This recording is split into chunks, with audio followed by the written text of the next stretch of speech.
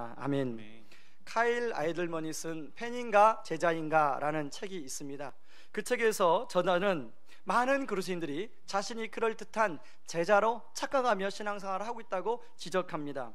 알고 보면 그런 사람들도 팬이 많다는 것입니다. 예를 들면 하나님을 믿고 나름대로 봉사도 하고 헌금 생활도 하는데, 그리고 주일도 바쁜 일 빼고는 주일 예배 잘 참석하는데, 은혜도 받아 눈물을 흘리기도 하는데 진짜 제자가 아니라 팬일 수 있다는 것입니다. 이렇게 말하면서 자기는 스스로 꽤 괜찮은 크리스찬이라고 생각하며 살아가는 성도들이 많다는데, 이분이 이제 장별로 팬인가 제자인가를 점검하는 질문을 합니다. 7번째 챕터에서 예수님과 가슴과 가슴이 통하는 만남이 있는가, 이렇게 질문을 합니다. 그러면서 한 예화를 드는데 자기와 자기 아내와의 관계의 예화를 들어요. 이 저자가 이제 오랜만에 바쁜 시간 속에서도 이제 아내 이렇게 시간을 내서 외식을 시켜주고 오면 항상 아내가 짜증을 내고 트집을 잡더라는 거예요. 그래서 하루는 너무 싼 데를 데려갔나, 좀 비싸고 분위기 있는 데 데려가야겠다 하고 비싸고 분위기 있는 데를 데려갔는데 그때도 여지없이 짜증을 내더라는 거예요.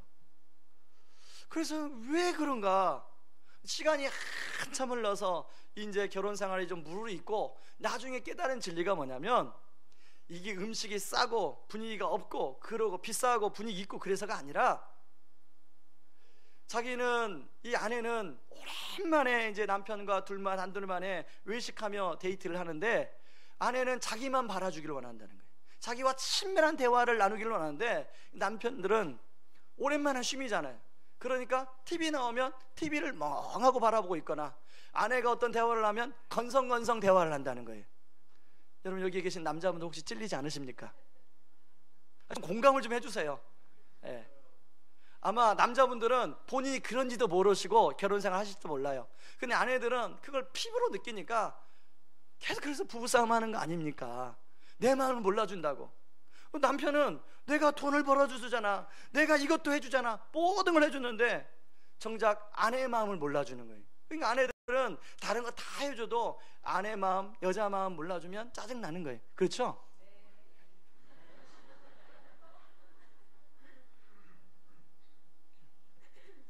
그러면서 마치 우리 주님도 그렇다는 거예요. 주님도 우리를 향해서 친밀하게 교제하고 싶은데 우리는 자꾸 행위적으로 접근한다는 거예요. 주님을 위해서 내가 예배 드려주고, 주님을 위해서 또 헌금도 하고, 내가 주님을 위해서 봉사도 하고, 그런데 가슴과 가슴이 통하는 만남이 없다는 거예요.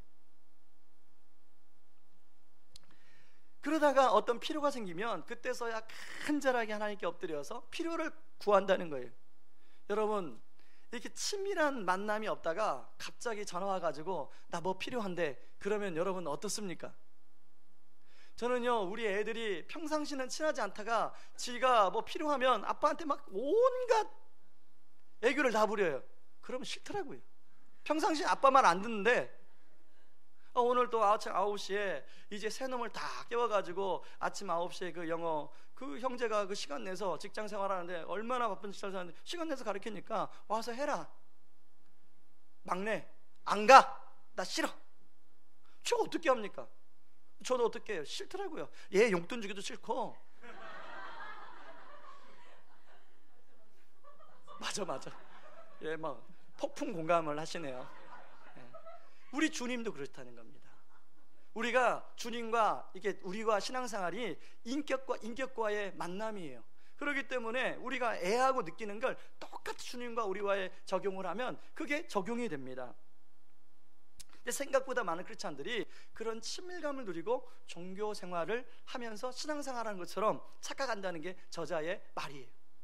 오늘 우리가 읽은 본문에도요, 여러분 지난주에 우리가 마술사 시몬에 대해서 찾아보지 않았습니까? 시몬은 예수님을 믿고 빌립을 전심으로 따라다녔다고 그렇게 성경은 기록하고 있습니다. 여러분, 시몬이 그렇게 전심으로 빌립을 따라다닐 때 많은 사람들은 야, 빌립 신앙 대단하네, 야, 빌립 신앙 참 좋구나, 이렇게 생각했을 거예요. 그런데요, 시몬은 가슴과 가슴이 통하는 예수님과의 만남이 없었어요. 지금 빌립이 행하는 어떤 기적, 빌립이 행하는 어떤 성령의 역사, 이런 것들을 바라보고 그것 보고 따라가는 거예요. 다시 말해 그는 펜에 불과했습니다. 여러분, 펜은 자기 목적이 이루어지지 않으면요 돌아서 버립니다. 결국은 시몬이 그 베드로와 요한에게 권능을 구하지 안 주니까 돌아서 버려요. 그러나 제자는 그리 아니하실지라도 하나님 앞에 엎드립니다. 여러분, 빌립이 예루살렘 교회에 이제 집사로 세워졌습니다. 얼마나 참 감격스러웠겠어요. 집사로 세워져서 이제 봉사하려고 하는데 예루살렘 교회에 핍박이 오는 거예요. 아마 사단은 예루살렘 교회를 핍박한 이유가, 예루살렘 교회를 핍박하면 사람들이 다 실족하게 넘어지고 교회는 뿔뿔이 흩어지고 그럴 거라고 생각했어요. 그런데 빌립이 그렇지 않아요. 많은 제자들이 그렇지 않아요. 그리 아니하실지라도 빌립 같은 경우는 사마리아에 가서 복음을 전해서 사마리아 성에 어떤 일이 일어나요? 큰 기쁨이 일어나더라. 많은 사마리아 사람들이 치유되고 회복되고 큰 기쁨이 일어나는 역사가 일어나더라는 것입니다. 여러분, 그런데요, 여러분, 팬인가 제자인가, 이 저자가 이 카일 아이들먼인데 이 사람이 빌립과 같은 제자의 삶이 많지 않다는 거예요. 여러분, 우리가 이 시간에 한번 나는 팬인가 제자인가를 스스로 질문해 보시기 바랍니다. 오늘 설교 제목이요, 더 크리스찬이라는 제목입니다. 이 더라는 것은 정관사입니다. 그래서 바로 이걸 좀 해석하면 진짜 크리스찬, 다른 말하면 제자, 이 제자가 진짜 크리스찬이라는 거예요. 우리 의왕우리 교회 성도님들이 진짜 크리스찬, 더 크리스찬이 될 수 있기를 주님의 이름으로 축원합니다. 간혹 믿음이 없는 사람들이요, 예를 들어서 믿음이 없는 남편이 아내에게 그런 말을 합니다. 믿는 건 좋은데 너무 빠지지 말고 설설 믿어라. 또 믿음이 없는 아버지가 자녀에게 교회 다니는 건 좋은데 너무 빠지지 말고 대충 믿어라. 그런 얘기를 아마 여기 들으신 분들 계실 것입니다. 또 그런 말을 했다가 이 자리에 앉아 계신 분도 계실 거예요. 그런데요, 여러분 좀 입장을 바꿔놓고 생각해 보십시오. 자, 여러분이 누군가와 인격적인 교제를 지금 시작했습니다. 근데 그 사람이 여러분을 믿긴 믿는데 온전히 믿어주지 않아요. 여러분 믿긴 믿는데 의심해요. 그러면 여러분의 마음이 어떻습니까? 여러분도 그 사람을 믿긴 믿는데 온전히 안 믿어주죠. 그 사람을 믿긴 믿는데 상대방이 의심하면 의심하게 되어 있어요. 그게 인격적인 관계에서 이루어지는 하나의 현상입니다. 인격적인 관계 안에서는 마음을 여는 만큼 상대방도 마음을 열어요. 이것을 주님과 우리가 똑같이 대입을 해보면, 우리 주님이, 우리가 주님을 믿긴 믿는데 좀 대충 믿고 주님을 때로는 의심하면 주님도 우리를 대충 대해주고 때로는 잘 안 도와줘요. 그게 인격적인 교제 현상입니다. 그러면 이왕의 믿을 김에 제대로 믿음으로 말미암아 주님도 여러분을 확실하게 붙들어주고 책임져 주시는 은혜를 누릴 수 있기를 바랍니다. 다시 한번 말합니다. 여러분이 주님을 확실하게 믿음으로 우리 주님이 여러분들을 확실하게 밀어주는 그런 삶을 살기를 바랍니다. 여러분, 우리가 그런 크리스찬이 더 크리스찬이라면 우리가 더 크리스찬이 되기 위해서는 어떻게 할 것인가? 첫 번째는요, 누구의 인도를 받는가가 중요해요. 여러분, 오늘 그 본문에 나와 있는 이 시몬은 빌립을 따라다니긴 따냈지만, 빌립을 전심으로 따라다녔지만 빌립을 진심으로 따라다니지는 않았어요. 여러분, 전심으로 따라다니는 것과 진심으로 따라다니는 것은 다릅니다. 다른 말이에요. 빌립은 진심으로 성령의 인도를 받는 그런 인도를 따라 살았는데요, 시몬은 그렇지 않았어요. 우리가 앞에 살펴본 것처럼 이제 그 유대인들은 사마리아 사람들로 어떻게 되었습니까? 상종치 못하는 사람. 그런데 성령의 인도함을 따라 빌립이 그 사마리아에 가서 복음을 전하잖아요. 그리고 사마리아 사람들에게 정말 큰 기쁨을 줘요. 자, 사마리아 사람들에게 그렇게 복음을 전하고 이제 사람들에게 그 빌립에 대한 어떤 존재가 인정이 되고, 그래서 많은 사람들이 빌립을 좋아하는 사람이 생겼어요. 자, 그러면 빌립은 사마리아에 계속 사역하는 게 좋을까요? 아니면 거기 사마리아를 떠나 다른 데 사역하는 게 좋을까요? 사마리아에 사역하는 게 훨씬 좋아요. 처음에는 복음 전하는 게 좀 어려웠지만 이제 사람들이 어떤 성령의 그 열매들이 나타나니까 사람들이 알아주고 인정해주고 복음 전하니까 훨씬 쉬워요. 그런데 사마리아에서 한참 복음을 전하고 있는데 갑자기 성령님이 빌립에게, 빌립아, 저 예루살렘 남쪽으로 가사로 내려가는 길이 있는데 거기 광야야. 그쪽으로 내려갈래? 여러분, 제가 지도를 준비했는데요, 한번 지도를 보시기 바랍니다. 지금 사마리아는요, 그 글씨로 보이시죠? 그리고 가사는 어디냐면 이 지중해 맨 끝쪽에 있습니다. 가사가. 그러니까 이 거리가 100km예요. 이 사마리아에서 복음을 잘 전하고 있던 빌립을 갑자기 100km나 떨어진, 그것도 광야로 인도해요. 광야, 예를 들면 빌립을 한 성령님이 인도했으면, 예를 들면 큰 도시나 사람이 많은 마을이나 그런 데로 인도했으면 되는데 사람도 살지 않는 광야로 인도했어요. 그런데 오늘 성경에 보니까요, 빌립이 바로 일어나 순종하고 갔다라고 나와요. 저는요, 이 말씀을 묵상하면서 빌립은 성령 충만하니까 순종했겠지만 저 같은 그런 보통 사람, 여러분 같은 보통 사람은 그런 때로는 이렇게 이해가 되지 않는 명령이 떨어지면 어떻게 합니까? 보통 내적인 갈등을 겪어요.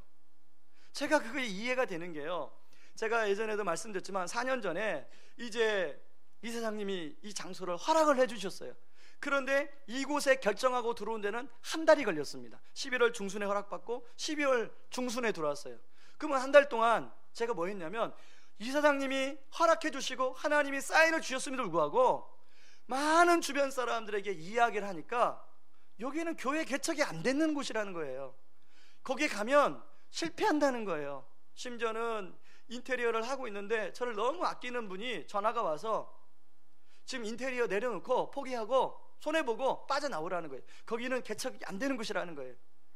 그런데 그런 얘기를 한두 명이 얘기하는 게 아니라 여러 사람이 반복적으로 얘기하니까 저도 모르게 그런 얘기 들 때마다 어떻게 내 마음이 정말 그럴 것 같아요. 여기는 개척이 안 될 것 같아요. 성도님들이 헌금해주는 헌금을 제가 다 날릴 것 같아요. 그런 막중감이 저한테 찾아오는 거예요. 한 달 동안 저는 내적인 갈등을 겪었습니다. 심지어는요, 제가 친구들 모임에 사당역에서 친구들 모임이 있었는데, 그때만 해도 이제 제가 다른 곳에 살고 있었으니까 사당역에서 이 고천동 오는 버스가 있잖아요. 사당동에서 고천동 오는 버스가 딱 지나가는데요, 제가 눈을 딱 돌렸습니다. 그 정도로 제 안에 내적 갈등이 많았어요. 그런데요, 저 같은 사람은 그런 내적인 갈등하지만 오늘 빌립은 그냥 일어나 순종하고 갔다라고 나와요. 자, 일어나 순종하고 갔더니 어떤 일이 벌어집니까? 바로 그곳에 누가 기다리고 있었어요? 에디오피아 네시가 기다리고 있는 거예요. 하나님이 에디오피아 네시라는 한 영혼을 준비해 놓고 이 빌립을 그 속에 가도록 만들고 있더라는 것입니다. 그런데요, 그 타이밍이 절묘합니다. 그 네시가, 빌립이 도착했을 때 그 네시가 수레에서 뭘 읽고 있었냐면 이사야서 53장을 읽고 있었어요. 근데 이해가 안 되는 거예요. 하나님이 가장 절묘한 타임에 빌립을 네시에게 보내는 거죠. 만약 빌립이 성령 인도하심을 따르지 않았다면 에디오피아 네시를 만날 수 없었을 것입니다. 지난주에 이제 사회훈련을 처음 했는데요, 총 14분이 훈련을 받습니다. 남자분들이 9분, 여자분들이 5분을 받는데 그날이 보름이었잖아요. 한 가정이 이제 보름이라고 그 찰밥을 해오셨어요. 그리고 각종 나무를 사회훈련생들이 직장 끝나고 밥을 못 먹고 왔기에 그렇게 풍성하게 해가지고 왔어요. 너무 많이 해와가지고 위층에 청년들, 성경 공부하는 청년을 나눠주고 밑에 또 성경 탐구하는 우리 성도님들 나눠주고, 그러고 있는데 문득 제가 머릿속에 어떤 생각이 스쳐나가면, 만약에 4년 전에 그 갈등을 하다가 내가 순종하지 않고 왔더라면 이분들을 이런 광경을 어떻게 경험할 수 있겠나, 이런 생각이 문득 머릿속을 스치고 지나가더라는 것입니다. 여러분, 우리가 지혜로운 사람은요, 성령의 인도함을 따라 사는 사람입니다. 믿으십니까? 지혜로운 사람은 성령의 인도함을 따라 사는 사람이에요. 여러분, 29절에 보면 이제 성령이 빌립더러 이제 가서 네시에게 다가가라고 얘기를 해요. 여러분, 네시는 학자들이 에디오피아 사람은 흑인이라고 봅니다. 여러분, 유대인이 이방인들에게 그 당시에 복음을 전할 수 있었습니까? 전하지 않았어요. 그런데 이 처음 보는 사람, 이 피부 색깔이 다른 그 내시에게 다가가는 게 쉽지 않을 텐데 빌립은 거기에 순종하고 있더라는 것입니다. 뿐만 아니라 39절에도 보면 이제 빌립이 에디오피아 사람 내시의 마음의 문을 열어서 복음을 전했어요. 그리고 이제 세례를 주었어요. 자, 세례를 딱 주고 일어나면 그때부터 이제 빌립과 이 내시가 서로 떡도 먹고 차도 마시면서 교제하는 시간이 있어야 되잖아요. 그런데 세례를 주자마자 성령님이 빌립을 확 낚아채서 아스도 지역으로 옮겨버렸어요. 여러분 아까 그 지도를 다시 한번 보여주시기 바랍니다. 아스도는요, 참 우리 교역자가 굉장히 이렇게 동그라미를 쳤는데, 아스도는 보이시죠? 지중해연을 따라서 북쪽으로 올라가면 이게 아스도고, 가이사라는 더 올라가면 가이사래요. 성령님이 빌립을 내시에게 오래 붙들게 하지 않고 바로 올려요. 여기에 이끌다라는 단어가 나오지 않았습니까? 이끌어간지라. 이 단어는 하르파조라는 단어로 훔치다, 잡아채다, 강제로 데려가다. 그리고 어떤 광야냐면 세례를 주자마자 팍 낚아채서 아수 지역으로 옮기신 거예요. 그럼에도 불구하고 만약에 저를 성령님이 그러면요, 아이 성령님 좀 잠깐, 저 참 성격도 급하시네, 잠깐만 기다리세요. 그랬을 것 같은데 빌립은 순종하고 그렇게 아수 지역 가서 복음을 전하고 있더라는 것입니다. 여러분, 우리는 성령의 인도하심보다 내 생각, 내 경험을 따를 때가 많이 있지 않습니까? 성령의 인도하심보다 다른 주변의 사람들의 말을 귀 기울일 때가 더 많이 있지 않습니까? 성령의 인도하심보다 어떤 환경적인 여건을 따라갈 때가 더 많이 있지 않습니까? 진정한 더 크리스찬은 성령의 인도하심을 따라가는 그런 사람이라는 것을 오늘 성경은 이야기하고 있습니다. 저는 오늘 주보에 실린 집사님의 글을 어제 말씀 준비하면서 읽으면서 참 감사했어요. 이제 우리 집사님에게 제가 오래전에 순장사역에 대한 권면을 드렸습니다. 근데 집사님께서 하시는 말씀이 직장 속에서 본인의 위치가 있기 때문에 올해는 작년에 제자 훈련 받느라고 신경을 못 써서 올해는 좀 직장에 신경 쓰고 싶습니다. 여러분, 그것도 참 옳은 얘기잖아요. 그래서 제가 당연히 직장 속에서 그렇게 하셔야 됩니다. 그래서 제가 그 생각을 존중해 드렸어요. 한참 있다가 이분이 전화가 왔습니다. 목사님, 지금이라도 늦지 않 혹시 순장 사역 자리가 있습니까? 그리고 혹시 사역 훈련 지금도 받을 수 있습니까? 제가 궁금하잖아요. 이분의 생각이 바뀌었으니까. 왜 바뀌었나 여쭤보니까 주일 설교를 듣고 새벽 기도를 하면서 성령님께서 자신을 책망하셨다는 거예요.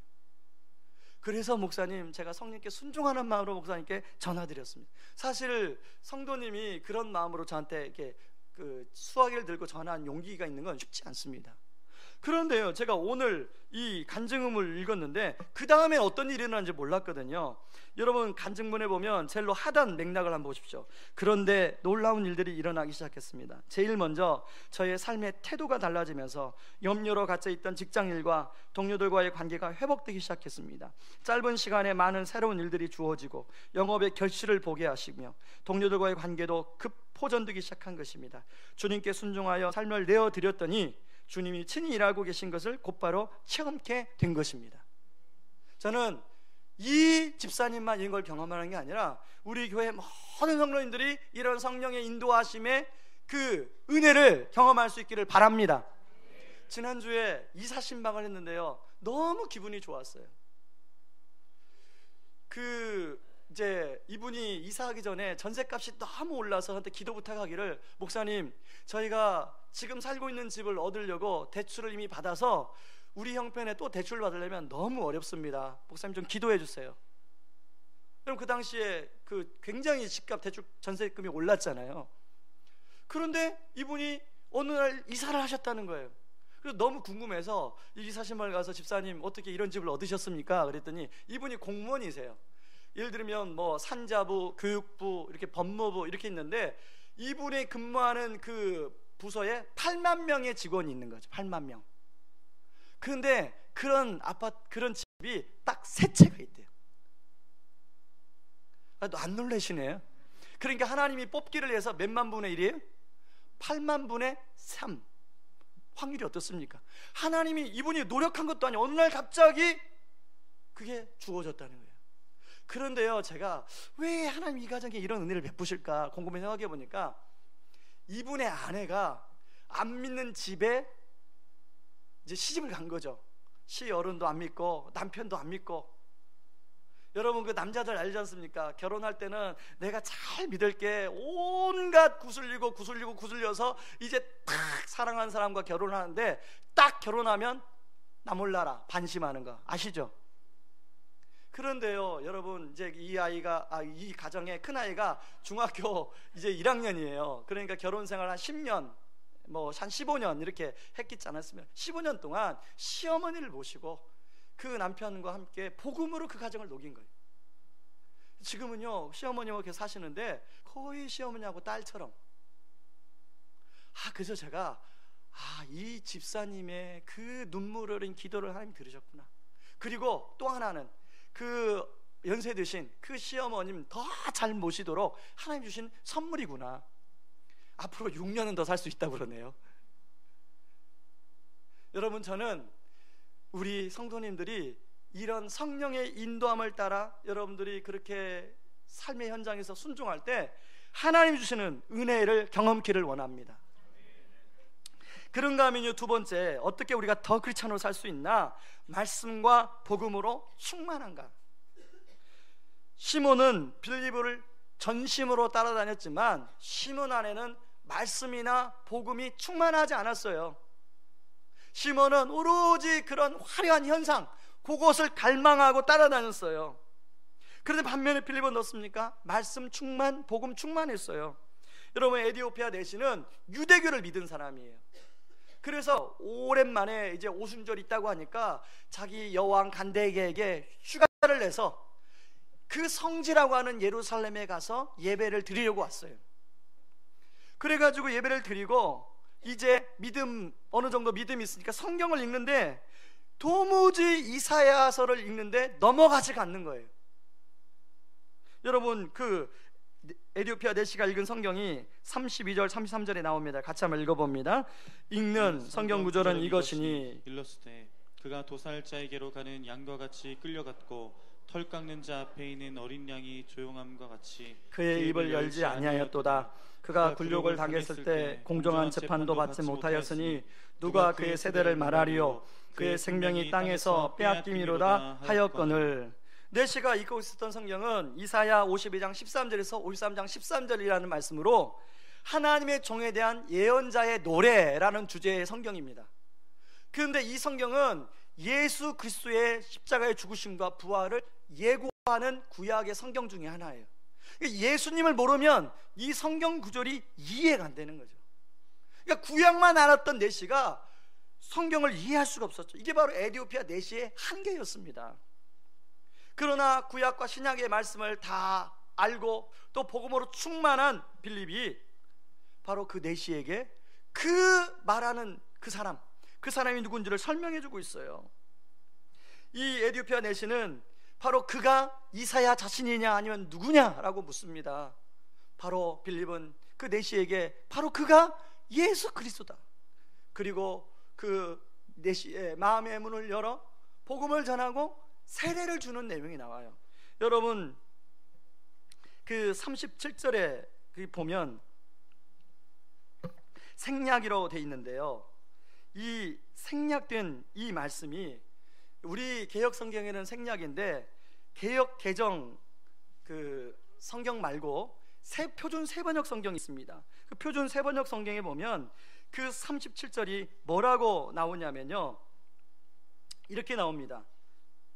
빌립이 그에게 말하였다. 내 온 마음으로 믿으면 세례를 받을 수 있다. 그러자 그가 대답하여 말하였다. 내가 하나님의 아들 그리스도를 믿습니다. 마음을 열고 세례를 받는 거예요. 저는요 개인적으로 참 좋아하고 묵상하는 말씀이 있습니다. 이사야 50장 4절 말씀인데요, 같이 한번 읽어보실래요? 같이 읽습니다.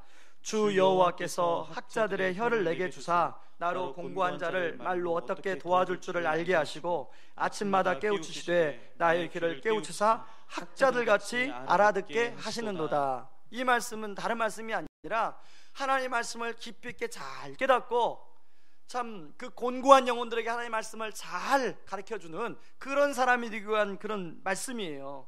근데 저는 목사로서 이 말씀을 듣고 계속 기도합니다. 그런데 아직까지 부족한 게 참 많아요. 한국교회 존경받는 목사님 중에 박이천 목사님이라는 분이 계십니다. 제가 사진을 준비했습니다. 이분이 연세가 올해 89세십니다. 제가 신학교 다니기 전에 우리 선배들이 이분한테 이제 설교학도 배우고 히브리어도 배웠는데요, 이분이 이 89세 연세에 하루에 7시간 반을 성경을 연구합니다. 사실 저 같은 젊은 사람도 7시간 반을 책상에 앉아있는 게 쉬운 일이 아니에요. 근데 매일 7시간 반 성경을 연구해요. 근데 이분이 이렇게 성경을 연구하게 된 계기가 있어요. 21살 때 어떤 목사님을 만나는데 그 목사님이 이분에게, 그 목사님이 그 당시에 요한계시록 1만 독 그리고 빌립보서 3000독을 한 분인데요, 이분이 그랬다는 거예요. 다른 거 필요 없고 성경 본문만 열심히 읽어라. 그래서 그걸 21살 때 자기가 받고 67년 동안 그렇게 살았다는 거예요. 그러면서요, 이제 올해니까 68년이겠죠 2014년도 국민일보에 나온 인터뷰에서 이렇게 말합니다. 67년을 성경 연구에 투자했는데 과연 나는 지금 성경을 얼마나 아는가 자문해 봅니다. 성경 전체를 태산에 비유한다면 그저 저는 태산 한 모퉁이를 손가락으로 긁다 말았다고 생각됩니다. 이 정도로밖에 성경을 깨닫지 못했어요. 솔직한 고백입니다. 성경은 결코 간단하게 점령되는 책이 아닙니다. 건방진 이야기 같지만 67년 혼맘을 다해 성경 공부를 해도 이 정도인데 설렁설렁 할 것 다 하면서 성경 보아가지고 어떻게 그 깊이와 너비를 알 수 있겠습니까? 그러면서 우리들에게, 크리스찬들은 목숨 걸고 성경을 읽으라고 권면을 합니다. 근데 우리는 어떻습니까? 이 노 목사님의 그 당부를 우리는 귀담아 들어야 되는데 우리는 이 스마트폰, 전철을 타면 남녀노소 다 스마트폰을 들고 뭔가를 합니다. 가만히 보면 게임을 하든지 영화를 보든지 아니면 뉴스를 보든지 뭔가 생산적인 일을 하지 않아요. 여러분, 우리도 나도 모르게 수시로 스마트폰에 손이 가지 않습니까? 그러다 보니까 성경 보는 시간을 줄어들어요. 성경 보는 시간이 자꾸 줄어들어요. 여러분, 다른 것보다도 스마트폰에 성경 어플을 까셔서 여러분이 주야로 성경을 그렇게 열심히 볼 수 있기를 바랍니다. 이런 차원에서 저희 교회에서는 이제 성경 탐구라는 그런 과정을 열었어요. 그래서 여러분들이 성경을 숲을 볼 수 있도록 도와주고요. 이제 또 5주간 이 DMQT를 통해서 한 본문을 깊이 볼 수 있는, 이제 성경탐과 숲을 본다면 이것은 나무 하나하나를 보는 그런 훈련이에요. 그리고 전도파 훈련을 이제 개강합니다. 특별히 우리 교회 이제 지도자들이 되는 분들은 이 전도파 훈련을 통해서 복음을 전할 수 있는 준비가 돼야 돼요. 그러므로 우리 모두가 말씀 충만, 복음 충만 할 수 있기를 주님의 이름으로 축원합니다. 그런가 하면 세 번째, 다른 사람의 영적 필요에 민감한가? 시몬은 현실적인 자신의 필요에 민감한 사람이었어요. 오로지 관심이 더 큰 능력을 나타내서 사람들의 관심과 이목을 받는 게 시몬의 관심이었어요. 빌립처럼 다른 사람의 영적인 필요에는 관심이 없었습니다. 그러나 빌립은 다른 사람의 영적인 필요를 잘 알았어요. 여러분, 성령님이 인도함을 따라 빌립이 사마리아에 갔다가 또 이제 내시를 만나서 복음을 전하고 있어요.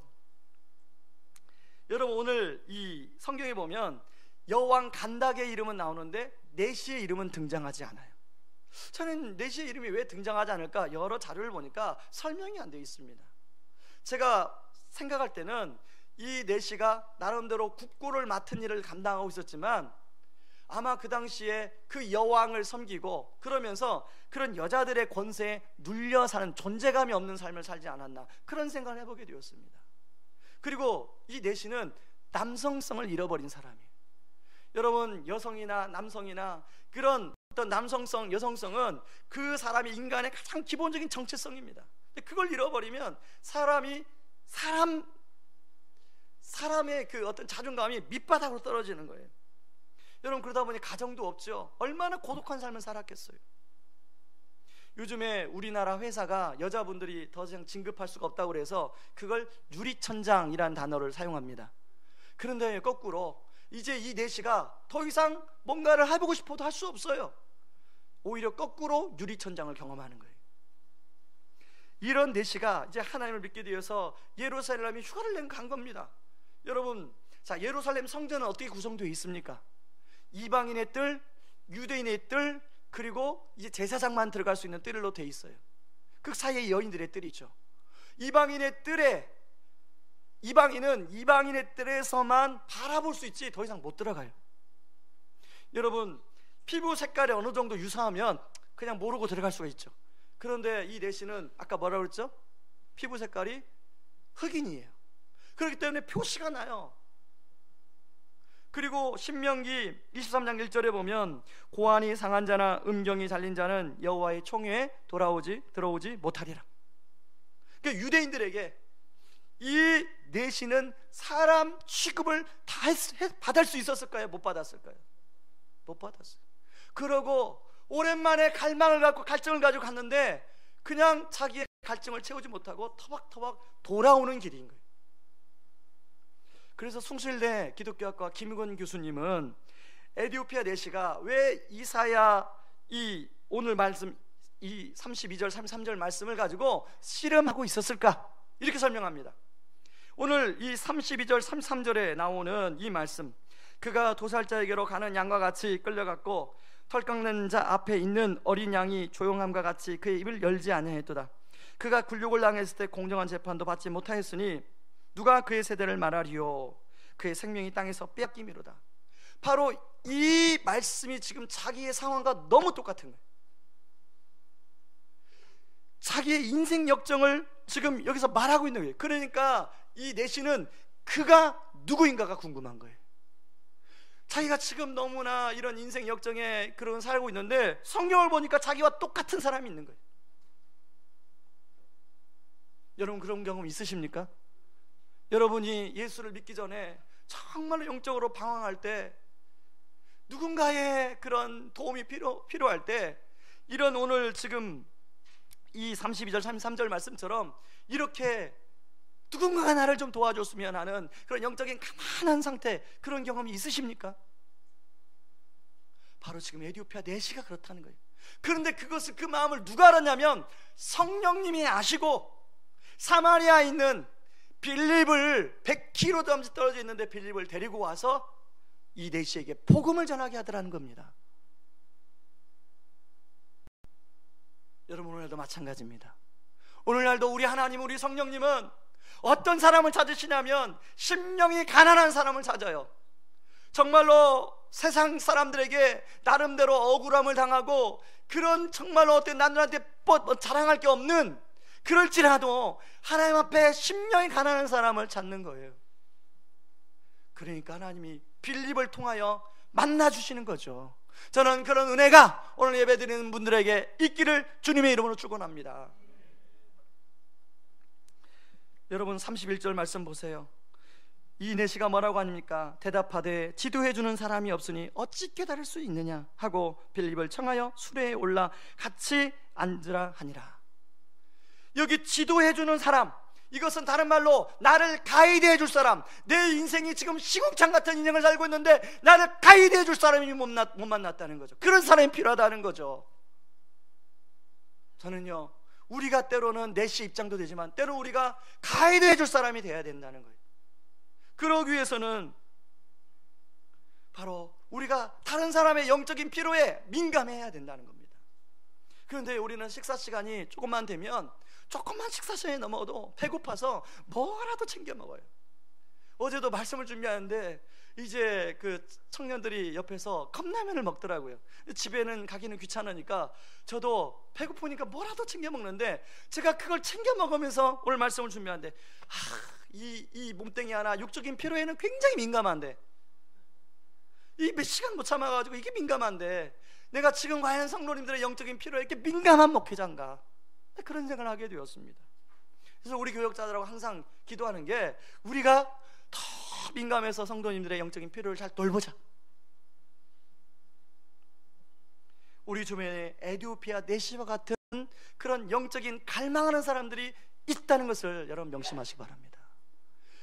여러분이 아마 그동안 삶을 경험하면서 그런 에디오피아 내시와 같은 사람을 만났는데 내가 말씀으로 충만하지 않고 복음으로 충만하지 않아서 그 사람들에게 복음을 전하지 못한 경우도 있었을 거예요. 저는 솔직히 많습니다. 목사로서 제가 조금만 더 준비됐더라면 그들에게 정말로 복음을 잘 전할 수 있을 텐데. 우리 교회는 이제 다락방을 합니다. 이렇게 주일 예배 1부, 2부를 통하여 대그룹 예배를 드리고, 이제 또 하나의 예배가 소그룹 예배예요. 그게 다락방인데, 이제 다락방의 원칙은 원래 가정에서 하는 게 원칙입니다. 근데 불가피하게 어떤 다락방은 이제 교회에서 모이지만 가정에서 하는 이유가 뭐냐면, 가정을 돌다 보면 그 가정이 어떤 가정은 조금 더 여유롭게 살고 어떤 가정은 좀 더 어렵고, 그렇지만 가정을 오픈하면서 영적인 필요, 영적인 공감대가 거기서 형성이 돼요. 서로 울고 웃고 함께 기도하게 돼요. 그래서 그 안에 치유가 일어나요. 한번 그런 적이 있습니다. 제가 제자 훈련을 인도하는데 12무리인데 다 11분은 나름대로 그렇게 살아요. 근데 한 분이, 가장 나이가 드신 분이 집을 오픈을 안 하시는 거예요. 원래는 2번 오픈하는데요, 첫 번째 봄에 목사님 저를 좀 봐주실 수 있습니까? 왜냐하면 제가 그 가정에 인터뷰할 때 그 가정에 방문했기 때문에 그 가정의 상황을 알죠. 집에 가보니까 집 구조가 희한해요. 성남에 저기 이렇게 산에 올라가면 집 구조가 이게 반듯하지도 않습니다. 굉장히 이렇게 집 구조가 기역자, 리을자, 그렇게 구조가 돼 있어요. 그런 집을 가보신 분은 아실 거예요. 그러다 보니까 12명, 13명을 집에 못 모시는 거예요. 오픈할 수가 없는 거죠. 그런데요, 가을에 이분이 은혜를 경험하고 이제 본인이 그 껍질을 깨야겠다는 생각을 하고 제자반을 초대를 했어요. 그래서 그 제자반에 다 앉을 수 없으니까 부엌까지 서로 안 보여요, 앉아 있으면. 그런데요, 그분이 그때 그 가정을 오픈하고 그분이 확 변화가 일어났어요. 한 번도 형제들에게 자기 집을 오픈한 적이 없어요. 근데 저희를 오픈하고 용기가 생겼어요. 형제들을 불러서 그 집에서 이제 잔치를 열어서 그렇게 대접을 했습니다. 근데 믿지 않는 형제들이 와서, 그동안에 너네 집에 오고 싶었는데 네가 한 번도 집에 오라는 얘기해서 다만 못 왔는데 네가 이렇게 사는구나 하고 거기서 같이 오랜만에 형제자매들 모여서 울고 웃고, 한 분이 가방을 놓고 갔더래요. 가방을 다시 가지러 왔는데, 언니 내가 이렇게 살지만 나 기뻐. 그러면서 복음을 전했더니 그 언니가 거기서 예수를 영접하더라고요. 여러분, 우리 교회가 그런 공동체가 되길 원합니다.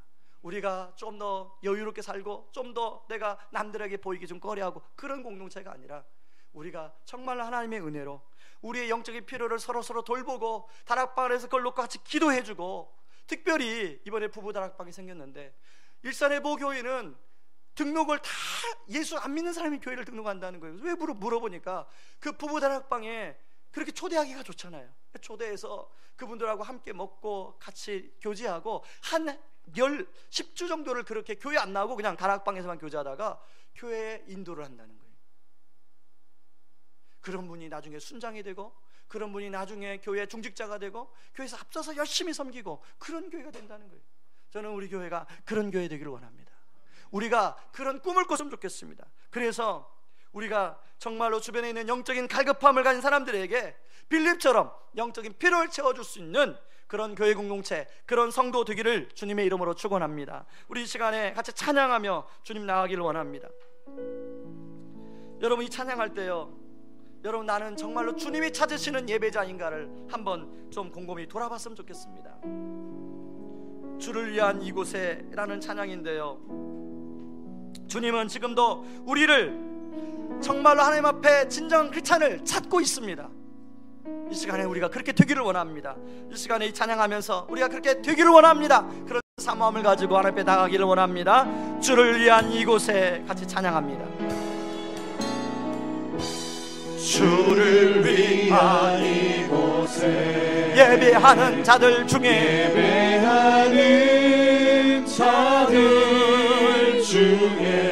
그가 찾는 이 없어,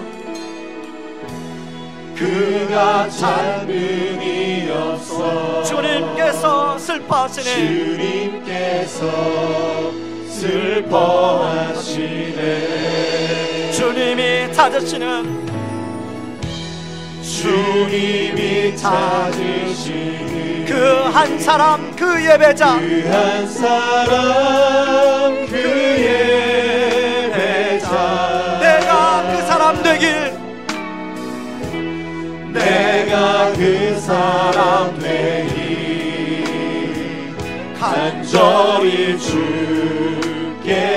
다시 한번 주를 위한 이곳에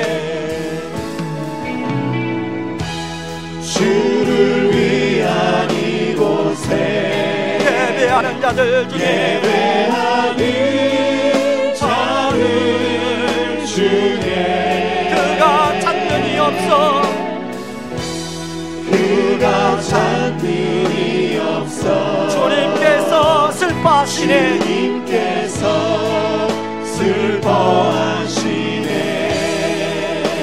주님이 찾으시는 주님이 찾으시는 그 한 사람 그 예배자 한 사람 그 예배자 내가 그 사람 되길 내가 그 사람 되기 간절히 주께 예배하네 간절히 주께 예배하네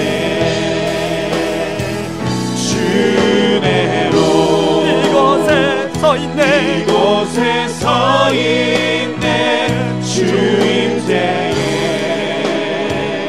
엎드려 절하네 아무것도 그 어느 것도 난 필요 없네 난 필요 없네 주님만 경배해 주내로 이곳에 서 있네 이곳에 서 있네 주임대에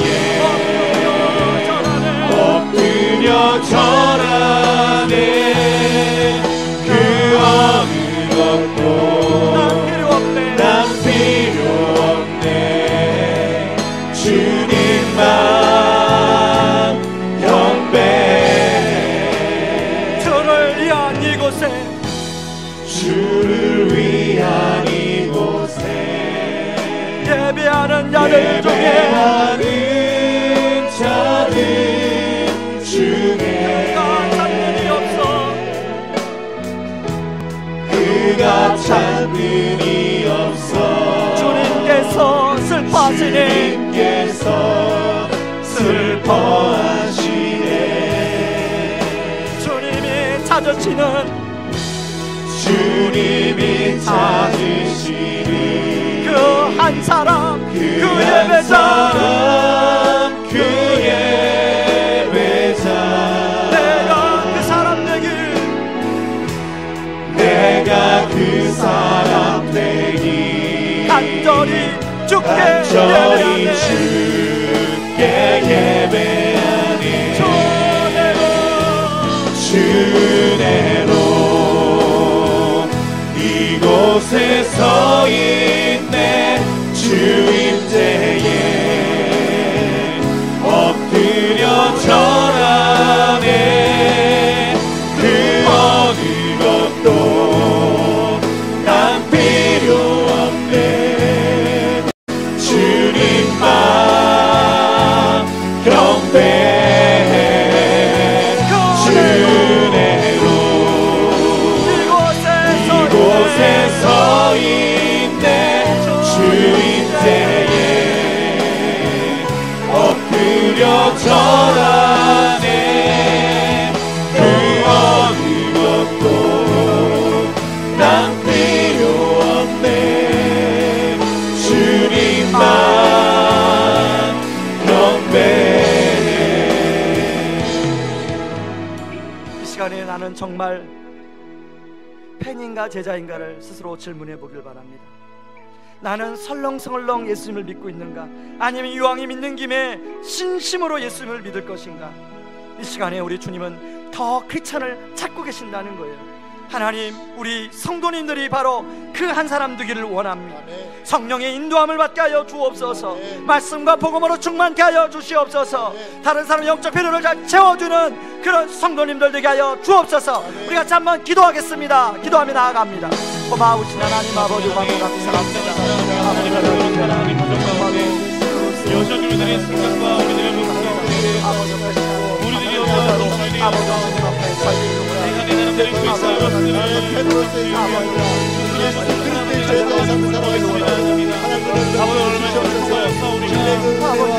하나님께서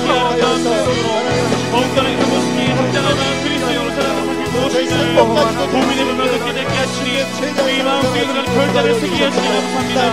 아버지 우리가 정말 시 앞에 나아갈 때에 아버지 하나님 우리가 누구의 인도를 받으며 살아가고 있는가, 우리가 어떠한 이끌림을 받으며 살아가고 있는가를 점검하게 하시고 내가 내 삶을 주도하고 세상의 방법 세상의 이야기들을 내 삶을 이끌어가는 것이 아니라 성령 하나님께서 내 삶을 이끌어가셔서 주님께서 하시는 그분들 주님께서는 그 모습으로 살아갈 수 있도록 아버지 하나님 주님 붙잡아 주셔서 우리가 마음을 열리는 바람에 나아갑니다.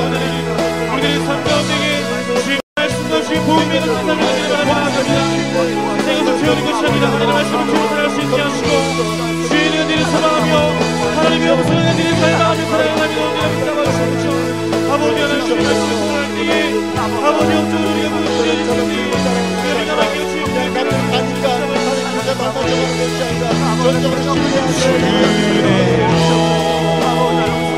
이곳에 서 있네 주임태에 엎드려 절하네 구원을 얻고 난 필요 없네 주님만 경배해 주내로 이곳에 서 있네 주임태에 엎드려 절하네 그 어느 것도 난 필요 없네 주님만 경배해 주내로 이곳에 서 있네 주임태에 엎드려 절하네 그 어느 것도 난 필요 없네 주님만 경배해 주내로 이곳에 서 있네 주임태에 엎드려 절하네 그 어느 것도 난 필요 없네 주님만 경배해. 하나님 아버지, 내가 팬인가 제자인가, 내가 정말 주님과 가슴이 만나는 그런 친밀감을 누리고 있는지를 돌아보게 도와주옵소서.